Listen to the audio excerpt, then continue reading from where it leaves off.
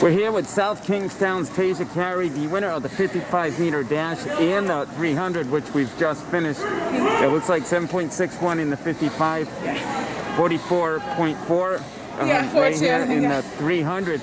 Talk about your day today. Was that the plan? You pretty much think you had both of these victories today? No, I was really surprised, but I'm really excited that I got a PR in all my races, actually.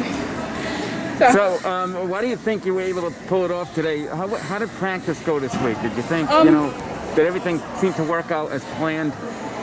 It was a little iffy with like snow, so we had to cancel work indoors, but it went pretty good, yeah. And how much of a PR in that 55 dash? It was by, I think like 0.5. 0.5. Yeah. So that's a substantial improvement, and which is why do you think you're able to run that fast? I had a better start. Has that been something you've been working on that start? Yeah, I've been doing a lot of starts at practice. And then coming in this 300, a very close race there at the end. Did you feel like you had it? I was like checking kind of just to make sure I had like a lead, and I guess I did, yeah. And it looks like you guys are probably battling here for the team title, perhaps. Yeah. You had an unfortunate, I guess, Coley Green DQ in the hurdles, but I think with this, it might put you guys back on track. Yeah.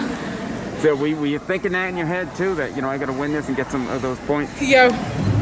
Yeah, that's what I was. Good man, 38, you got to hold that. Well, congratulations today and good luck next week. I'm assuming you're doing the last chance in the state meet, but great job. Thank you.